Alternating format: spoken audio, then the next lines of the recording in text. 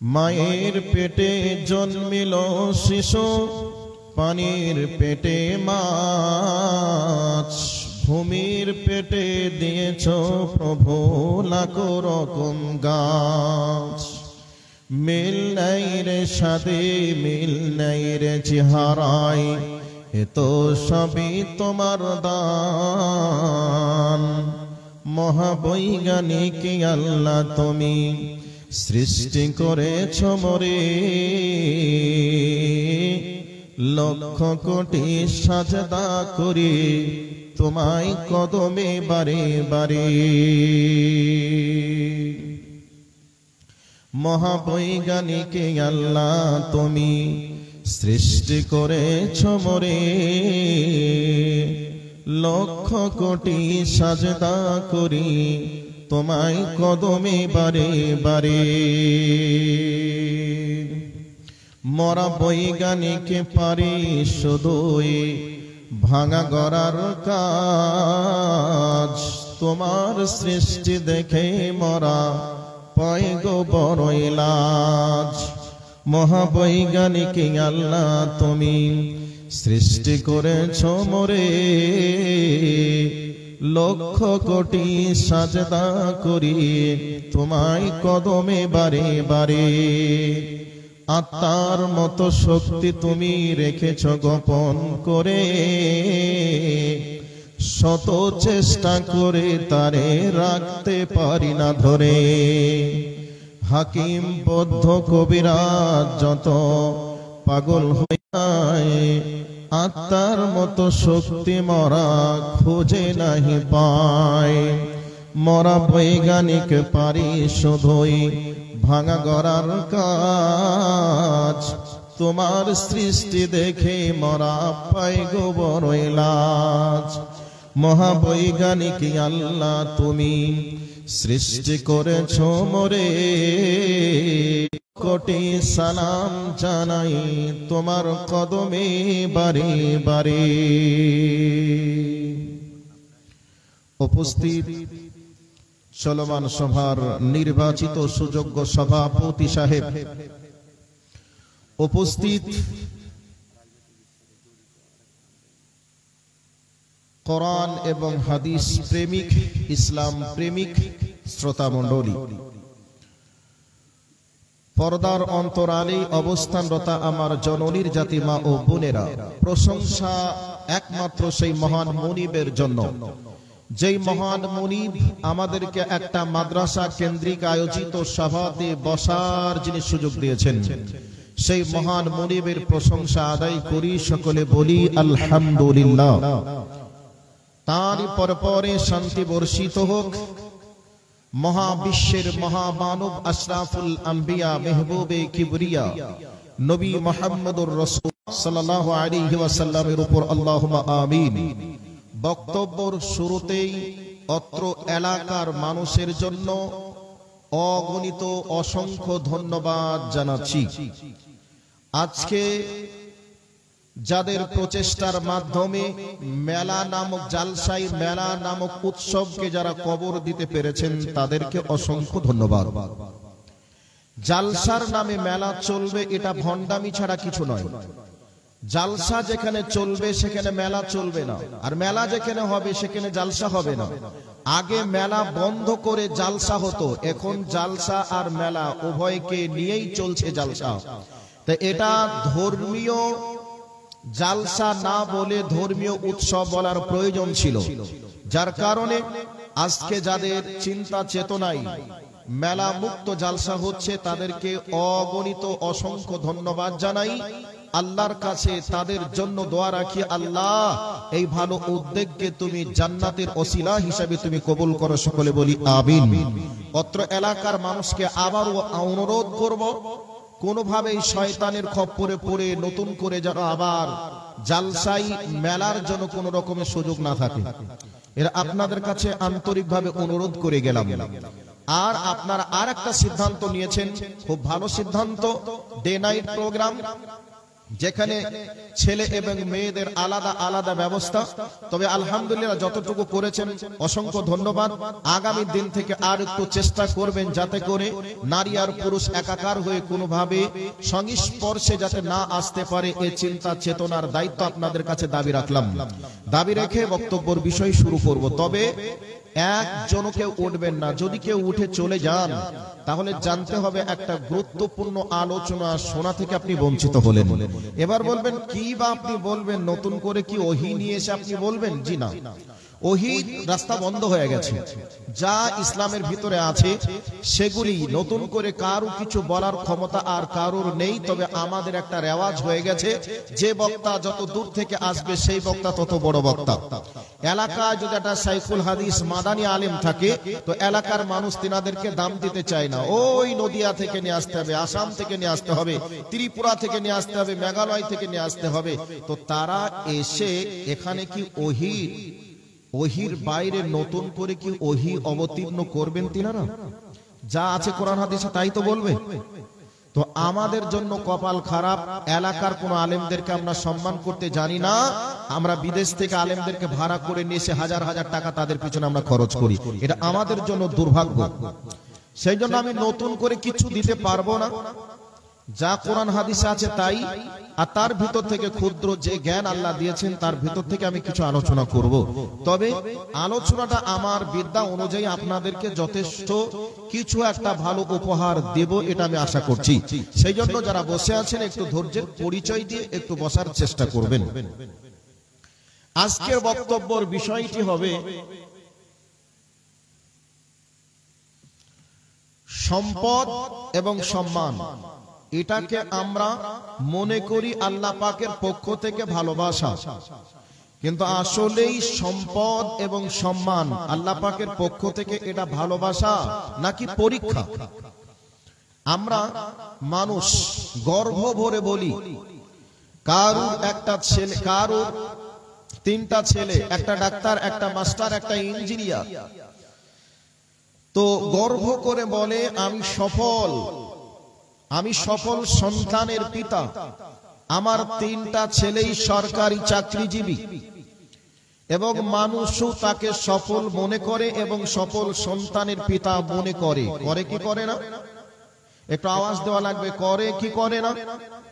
এখন কেউ যদি ব্যবসা বিজনেস করে কোটি টাকার মালিক হয়ে যায়, সে নিজে গর্ব করে একথা বলে আল্লাহ আমাকে খুব ভালোবাসে, যার কারণে আমি যে কাজে হাত লাগাই লস বলে কোনো জিনিস আমি দেখিনি। আমি যে কাজে অংশগ্রহণ করি শুধু সফলতা আর সফলতা, এছাড়া আমি কিছু খুঁজে পাই না, এমন কথা মানুষ বলে। আর মানুষও তার ব্যাপারে ভাবে সত্যি এই ব্যক্তিকে আল্লাহ ভালোবাসেন বলেই এত টাকার মালিক বানিয়েছে। এখন কেউ যদি এমএলএ এমপি মন্ত্রী হয়ে যায়, সে আবার গর্ব ভরে বলে আমাকে আল্লাহ ভালো না বাসলে সম্মানের চেয়ারটাকে এমনি এমনি দিয়েছে, নিশ্চয়ই আল্লাহ আমাকে ভালোবাসেন বলে এমএলএ এর মতো পদটা আমাকে দিয়েছে, এমপির মতো পদটা আমাকে দিয়েছে, এই কথা মানুষ বলে। আসলেই কি এগুলি ভালোবাসার মানদণ্ড নাকি আল্লাহ পাকের পক্ষ থেকে এটা পরীক্ষা? কি আমরা তো মনে করি এটা আল্লাহ পাকের পক্ষ থেকে একটা ভালোবাসা। আসলেই কি এমন? জি না। ভালোবাসার মানদণ্ড কি বলবো, আর এগুলি কি পরীক্ষা নাকি ভালোবাসা, এগুলিকেও আমি বলবো। এবার আপনাদেরকে বলছি, আচ্ছা বলুন তো এই আল্লাহ সুবহানাহু ওয়া তাআলা কাকে বেশি ভালোবাসেন? হযরত আদম আলাইহিস সালাতু ওয়াস সালাম থেকে নিয়ে শুরু করে নবী মুহাম্মদুর রাসূলুল্লাহ সাল্লাল্লাহু আলাইহি ওয়াসাল্লাম পর্যন্ত যত নবীরা এসেছিলেন সমস্ত নবীদেরকেই আল্লাহ পৃথিবীর এক নম্বর ভালোবাসার মানদণ্ড হিসাবে দুনিয়ার বুকে প্রেরণ করেছিলেন নবীর দায়িত্ব দিয়ে।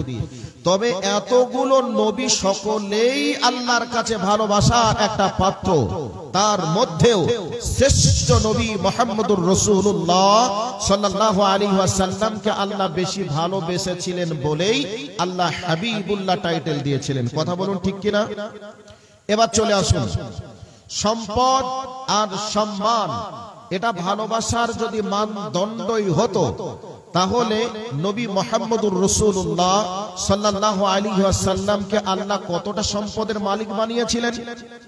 আল্লাহ নবী মুহাম্মদুর রাসূলুল্লাহ সাল্লাল্লাহু আলাইহি ওয়াসাল্লামকে কোটি কোটি মিলিয়ন টাকার কি মালিক বানিয়েছিলেন? তিনার বাড়িতে কয় একটা কি কার ছিল, না কয় একতলা বাড়ির ব্যবস্থা ছিল? জি না, তেমন কিছু ছিল না। ওই নবীজির ব্যাপারে সূরা তাকাসুর সম্পর্কে একটু জানার চেষ্টা করবেন, সানি নজল সহ একটু বুঝে নেবেন, তাহলে দেখবেন ওই জায়গায় কি বলা আছে। এবার আপনাদেরকে এই জায়গাটা একটু নিয়ে এসে মেন পর্বতে যাওয়ার চেষ্টা করব।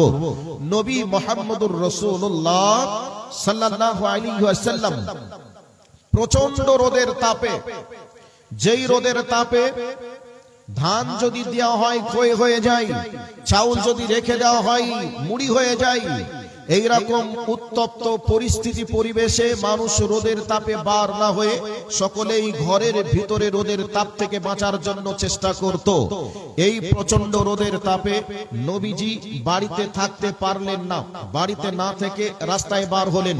পৃথিবীর অদ্বিতীয় আর একটা আল্লাহর মাহবুব প্রিয় বান্দা হযরতে সাইয়্যিদানা আবু বকর রাদিয়াল্লাহু তাআলা আনহু, তিনিও রাস্তার বাইরে।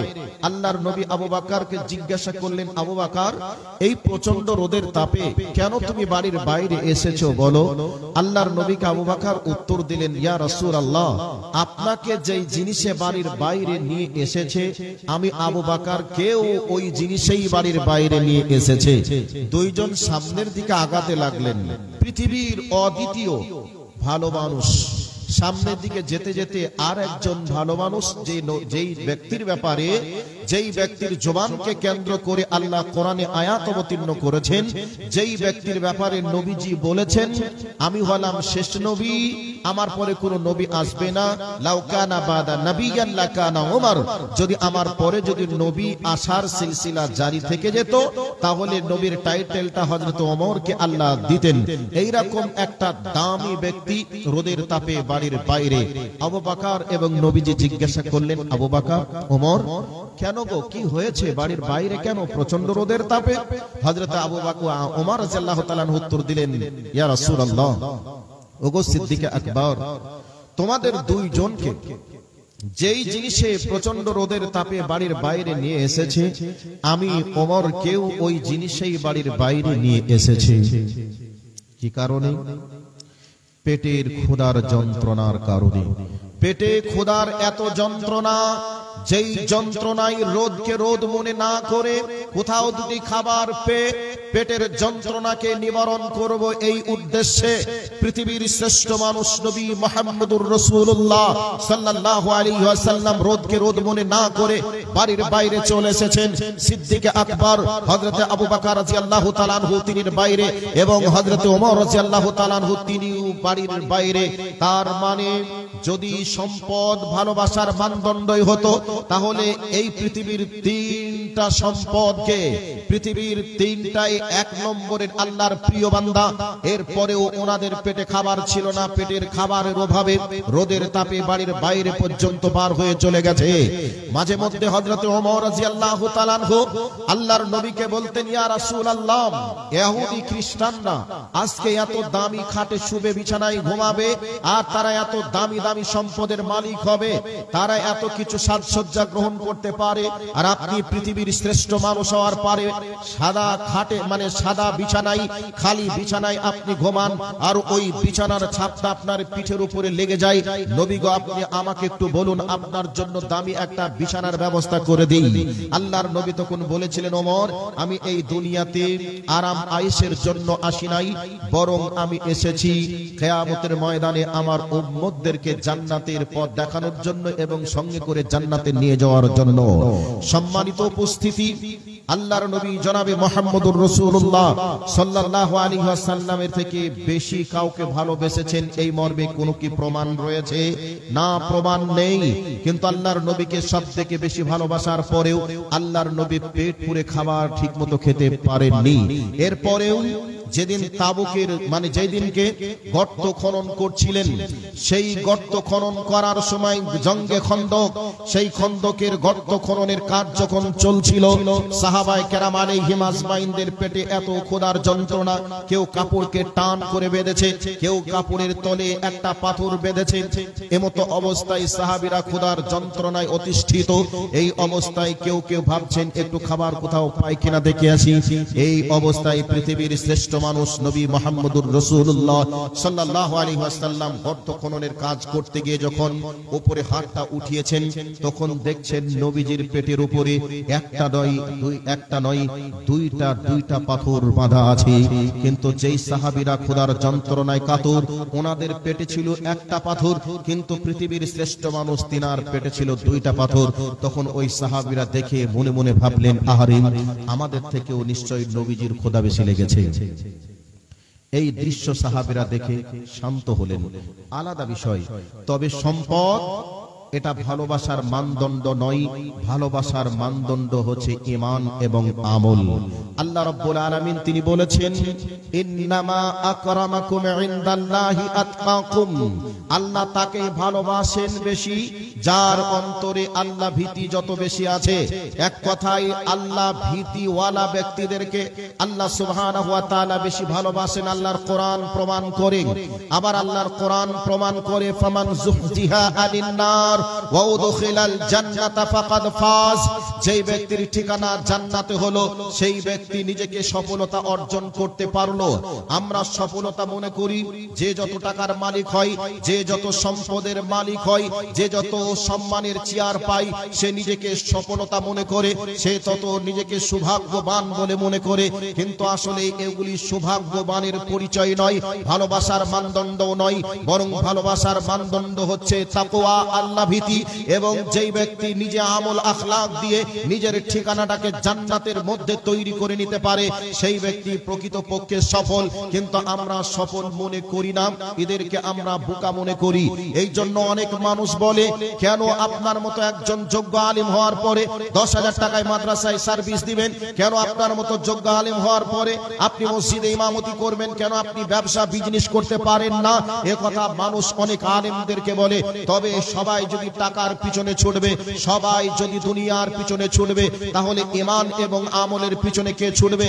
কেই বা দিন ও মানে দিনের দাওয়াত দিবে? যদি সবাই দিনে দুনিয়ার প্রতি যদি মগ্ন হয়ে যায়, তাহলে পৃথিবী থেকে দিন মিটে যাবে। এই জন্য যেনারা আলিম, তেনারা মানুষের কাছে অপমান খাওয়ার পরে, তেনারা মানুষের কাছে তুচ্ছ তাচ্ছিল্য হওয়ার পরেও তেনারা দ্বীনের দাওয়াত দিয়ে যান, অল্প টাকায় মসজিদ এবং মাদ্রাসায় খেদমত দিয়ে যান। তেনারা জানেন এই দুনিয়ায় প্রকৃত সফলতা অর্জন করার স্থান নয়, প্রকৃত সফলতার স্থান হলো আখিরাত। সেই আখিরাতের সফলতার জন্য দিন রাত মেহনত চালায়। সম্মানিত উপস্থিতি, আপনাদেরকে আবার একটা বাস্তবিক কথা বলার চেষ্টা করছি, শুনে রেখে দেন। যদি সম্পদ এবং সম্মান এটা ভালোবাসার মানদণ্ডই হতো, তাহলে মনে হবে যেন গোটা এশিয়া মহাদেশের মধ্যে সব থেকে মুকেশ আম্বানিকে আল্লাহ বেশি ভালোবাসেন। যেহেতু এশিয়া মহাদেশের সব থেকে বড় ধনীর নাম হলো মুকেশ আম্বানি, তাহলে সম্পদ যদি ভালোবাসার মানদণ্ড হয়, তাহলে মুকেশ আম্বানিকে সব থেকে আল্লাহ বেশি ভালোবাসেন। আর এই দুনিয়াতে যার যত টাকা আছে, টাকাটা হালাল নাকি হারাম এটা দেখার প্রয়োজন মনে করে না, তাকেই সম্মানের চেয়ার দেওয়া হয়। কথা বলুন ঠিক কিনা? তো কাজেই সম্মানের চেয়ার আমরা কাকে বসাচ্ছি? যার যত টাকা আছে তাকে আমরা সম্মানের চেয়ারে বসাচ্ছি। ওই টাকাটা হালাল নাকি হারাম আমাদের দেখার হবে। যার যত টাকা তাকে তত আমরা সম্মান দিই, তার মানে আমরা সম্মান দিই বলে কি আল্লাহ সম্মান দিবেন এটা কি আপনি মনে করেন? না। তাহলে মুকেশ আম্বানিকে এই পৃথিবীর সব থেকে বা এশিয়া মহাদেশের সব থেকে বেশি সম্মানের অধিকারী আল্লাহর কাছে এটাই প্রমাণিত হবে। আসলে কি মুকেশ আম্বানি আল্লাহর কাছে সব থেকে বেশি সম্মানের অধিকারী? এটা কি প্রমাণ করা যাবে? অসম্ভব, প্রমাণ করা যাবে না। মুকেশ আম্বানি যে বাড়িটাই বসবাস করে 15 কোটি টাকা, 15,000 কোটি টাকা খরচ করে একটা বিশাল মানে বিলাসবহুল বাড়ি বানিয়েছে। এত টাকার মালিক সে, এশিয়া মহাদেশের সবথেকে বড় মানে সবথেকে বেশি টাকার মালিক, তাহলে আমরাও বলতে পারি সবথেকে আল্লাহর বেশি ভালোবাসার একটা পাত্র, কিন্তু আসলেই নয়। এবার আপনাকে একটা উদাহরণ দিয়ে বোঝানোর জন্য এই জায়গায় আসলাম। এবার আপনাকে বলছি, এই পৃথিবীর আর একটা বড় মুহাদ্দিস, নাম তার মুহাম্মদ সালিহ আল উসাইমিন, জিনার ফতোয়াকে নকল করে আমাদের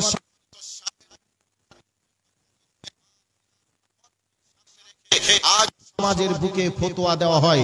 তো এত বড় একটা মুহাদ্দিস সৌদি আরবের, ওই মুহাদ্দিস যখন অসুস্থ হলেন, এমতো অবস্থায় বাড়িতে সরকার প্রতিনিধি পাঠিয়ে দিল